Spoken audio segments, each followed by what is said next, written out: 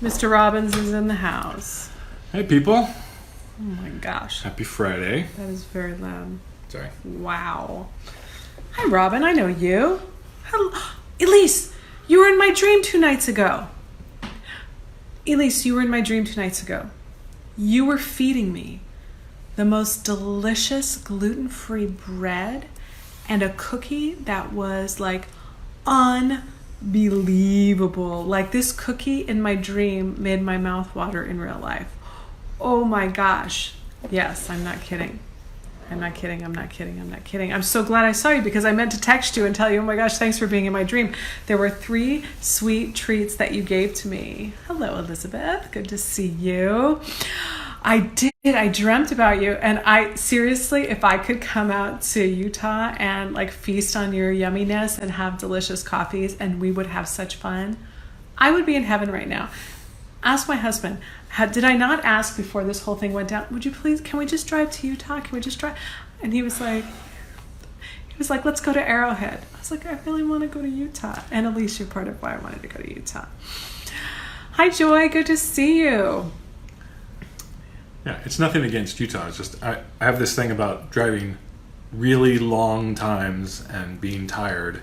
It's like I'd rather like fly there. Yeah, that's not happening. That's just me. That's not who drives? You only drive through the scary parts. I only drive when it's dark, curvy, windy, rainy. If there's trucks on the road, cars on the road. Hey, I could drive right now. It's 70 and sunny and nobody's on the road. This is perfect for me. But I have and uphills. Uphills or downhills? No, it's the downhills. I can do the uphills as long as I can see over the crest and it's not a big... Okay, so here Elise is like, cry me a river, get your arses over here. We need a place to stay. Oh my God. So, wait, what were we talking about? Okay, driving. Something happened when my hormones started shifting a couple of years ago. I was driving in California because we live in California, and I was taking my boys up to a class in Los Angeles, and we normally drive the 405 to the 105, right? The 105? Or is it the 110? I forget. No, not the 110. We're driving on the 405, and then we go to it's just the boys and me. And I've got Caleb and Seth in the back seats. And, one's sleeping. They both have their headsets on because it's a long drive in the morning. Hi, Mike. And so we're driving up, and I shift from going from the 405 up to the 105. And the 105 is like up. How many feet is the 105? How high is the 105 freeway in California? I'm looking this up on Facebook. On Google. No, on Duck. You need clearance from the local air traffic controller tower. High up is the 105 freeway. Okay, let me see. It's like really... They don't talk about altitude. Here, you look this up for a second. So the 105 freeway is so frigging high. And I was fine. I've done this drive a million skrillion times. I've lived in Southern California almost 33 years. Like, right? I get on the 105 freeway that day.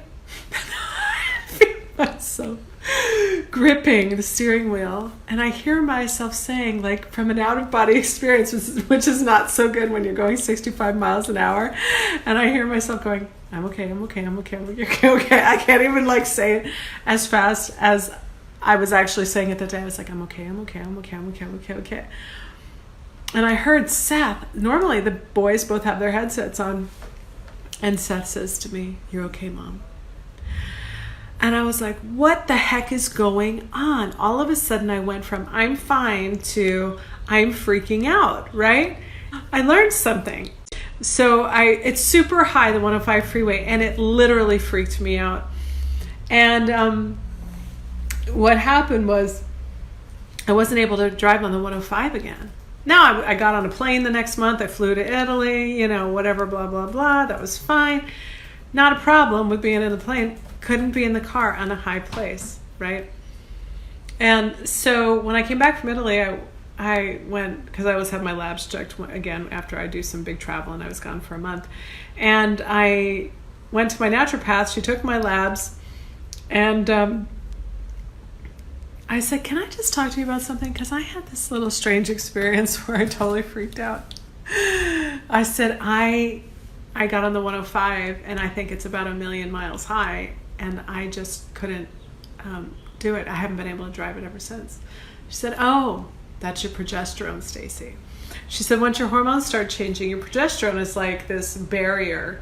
It's like a buffer between you and your imagination. And so when your progesterone is low, it's easy to get freaked out." And I was like, "Oh, that's what happened." Because I imagined myself like driving off the edge of everything, the world. It felt like I was about to take off, me and the Apollo 13 or whatever. So anyway, why did I tell that story? Oh, because I became this prima donna about where am I going to drive. At least this was the point of the whole story about why Rocky, bemoans driving to Utah, even though it's only 6 hours. I'm like, come on, it's 6 hours. He's like, yeah, I'm driving all 6 hours because I need like pristine conditions, just like I used to need to eat pristine chicken, only the like perfect white meat. Years ago when I stopped being a vegetarian, I needed only the pristine chicken. So yeah, I was a pain in the ass. So how high is it, Mr. Robbins? How high is the one? I like this article. I don't want to show you. I just want to read it to you. All right, from the Los Angeles Times. It says this has nothing to do with what this live was going to be about. But go ahead. That's okay. So it's California commute. Tall freeway spans will be relatively safe in quakes. Relatively? Oh, that's good. The 105 freeway interchange with the 110 can be a little scary. In the region crisscrossed by fault lines, the ramps soar hundreds of feet above traffic. It can be disconcerting for drivers that are aware of earthquake risks. I wasn't even thinking that when I was driving on it. I was just thinking, this is so friggin' high. It's unnatural. None of us should be this high off the ground. You see it looming as you get closer, and it just gets taller and taller. You drive by it and think, man, I'd hate for that thing to break. Or be stuck on traffic. I love when we're stuck in traffic. Fear. Yeah, a new fear. Thanks. I didn't need that support, that version of support. It's like... Isn't it 600 feet high? No. It says hundreds of feet high. It doesn't give the specific Well, you level. need to look up how many feet high is the... But good news. Tall bridges are more flexible. It's the chief of Caltrans. Oh my God. I was speaking at an event in... I'm going to say it wrong. Sorry, Marin County. I was speaking at an event in Marin County, and we got stuck in traffic on a suspension bridge. Wasn't it like the biggest suspension bridge or something? And was it the Bay Bridge? I don't even remember.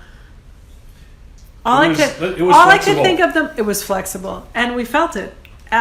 All I could think about was the movie The Moth. I don't know. Does anybody remember that movie? For some reason, that movie was the only thing that came to my mind. Anyway, so I wanted to talk to you guys, not about that, but okay, we went there. I was going to talk to you guys about how to treat this time that we're in as a sacred time instead of a scared time. But actually, that's kind of an interesting segue because I was talking about how I was scared to go on the high places. So this time that we're in is a pretty interesting time. And I have my own thoughts and opinions about it. I want you to know, first of all, I want to share this. I am in 100% peace. 100% peace about the time we're in. That doesn't mean it's a perfect time. It doesn't mean that at all. It doesn't mean that we're not polarized as a nation, because we are. We've made this a very political thing. We've made it a very polarized thing. It's not that. It's not that the conditions are perfect. I feel so peaceful about this time. I feel like I'm very present in the present moment. I'm aware that there are multifaceted possibilities of what is going on, whether it's people thinking that this virus is actually what it is and it's really scary and we all have to do these protocols, and then even tighter. That is one way to think. And then there are people who are thinking, okay, this is a lot of my religious friends are thinking this is our devastating descent into the one world order, and we're all going to be forced to live in this totalitarian government. And and then we have people who are looking at the economy, and that's their main focus. And we have people who are looking at really underground stuff where it's like, this is something nefarious, but it's being used for good by this administration or by a group of patriots. We have that kind of thought. We have people thinking that this is moving in a good direction of where we really need to be ultimately. And we have people saying this pause and this shift is good for us because we're evolving. We're like in a cocoon right now. We're becoming butterflies. So do you hear that there's so many different takes that we can have on it? And locking ourselves into just one idea, I think, is probably making this time a religion, for me, would make it scary. And I think that's probably why I don't feel so scared, because I'm not making it a religion. I'm not saying it's just one thing and everything else is wrong. I'm really kind of I feel like a curious observer. I feel like I'm in the movie The Matrix, and I know many of us have seen The Matrix, and I've seen it multiple times, but not recently. And remember, there's a scene where Neo is looking at the programming of the Matrix, where he sees, is it binary code or is it just called programming? What is it called? Yeah, it's the code. The code. Like he's seeing the code, and there's like life going on, and I feel like I have this kind of interesting view for some reason where I can see the programming and I see people living out the programming, and I'm going, well, this is curious. So I kind of feel like a detective right now. I don't feel tied to any one ideology or anything about it. Like, I'm respecting the process. I'm understanding it's really scary for some people. I'm understanding that it's, very threatening to some people. I'm understanding some people are having a significantly hard time with their health, and then other people are having great ease. I'm understanding that people feel peaceful to be constrained and to be set apart, and then other people are feeling limited by that and controlled by that. Like, I feel like I get to see all the different places, but I'm not locked into any one as my religious idea. When I say religious, not like not a spiritual thing, but you know what I'm talking about. Like, we can get very religious about our idea, like this is the one right way. The way I see it is the one right way, and everything else is wrong, and you all are crazy for not seeing it my way. I don't feel that way. I feel like, wow, there's a lot of possibilities of what could be going on. And one of my friends, my dear friends, Beth, told me once, she said, we got to give time. And I'm just giving time to see what's going on. I see the value in the pause. I see how this could go really awry. I see how this could be ultimately used for good. I see that it's a good thing to rest, and I think it's an important thing to wake up. I see how some people are really comfortable, and during this time they financially have everything they need. And then I also see that there are some people who they're living paycheck to paycheck, and this is really hard for them. I see that there are kids who hated going to school and are so relieved to not go to school, and I know that there are kids who that was their only reprieve from an abusive home, or that was the only place they were getting a meal. Like, it's really interesting to just kind of take up. Is the word scoptic? Is that what the word SCOPTIC? Is that? It's like a wider view. It's really interesting just to kind of survey all of the possibilities that exist. Some people think this is the failure of the current administration. No, scoptic. Wait. Scoptic vision is the vision of the eye under low light levels. Oh, interesting. So it is a word, but I was just misusing it. And it also can mean mocking or scoffing. Yeah, no, I don't mean that at all. But anyway, like, some people think that this administration is failing, and then some people see that it's like another, the other side trying to undermine the election. I mean, do you see how there's so many like different viewpoints that we could lock into and make our religion? And I think that some of the best parts of religion are that it gives us practices, it gives us community, and it gives us mission.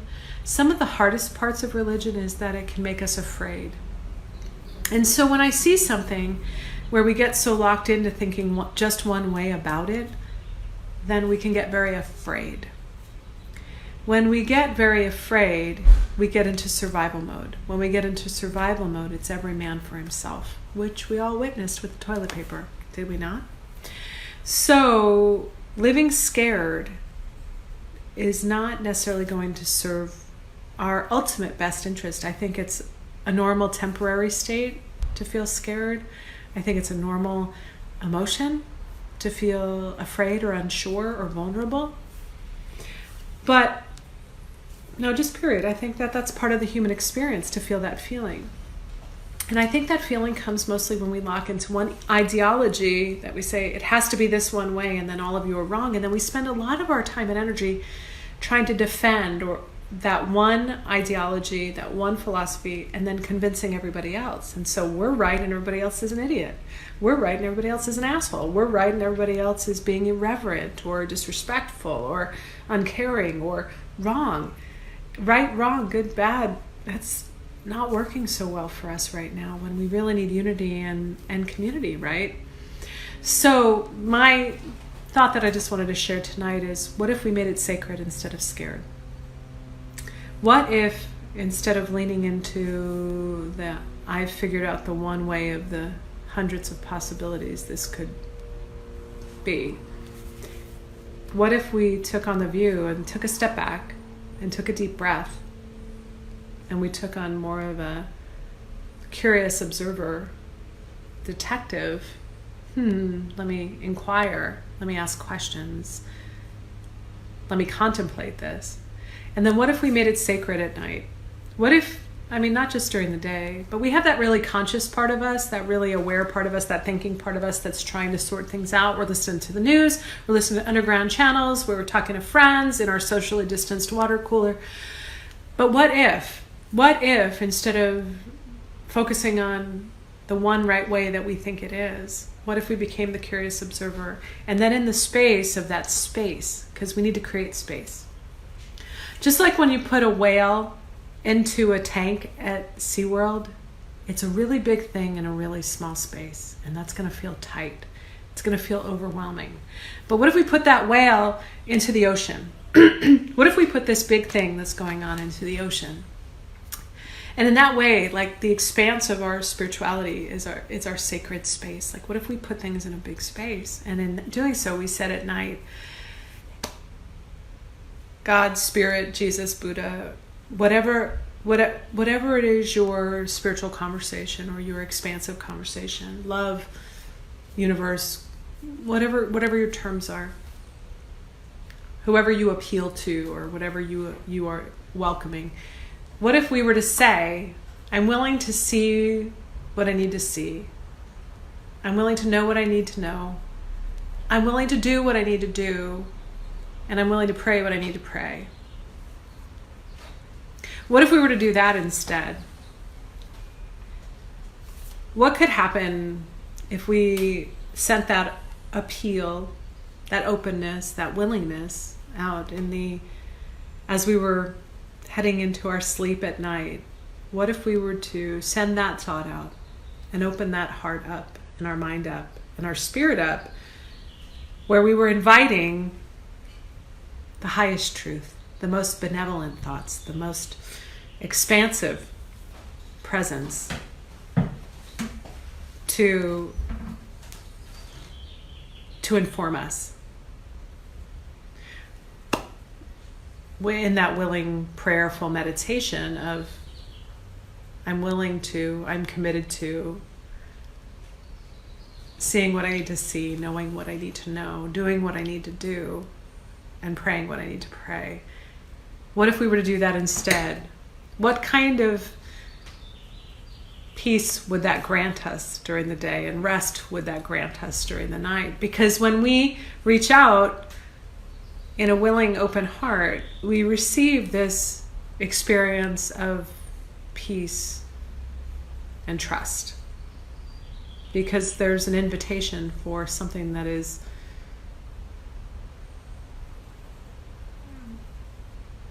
in a higher minded place than we are right now, to inform us and bring us into that higher minded place. I just love that. And that's really peaceful to me. So since this all came into my consciousness about what's going on with the coronavirus, from January 8th, I had a moment of knowing that something was coming. And then from January 11th, having the information that something was coming, I've had this immense peace.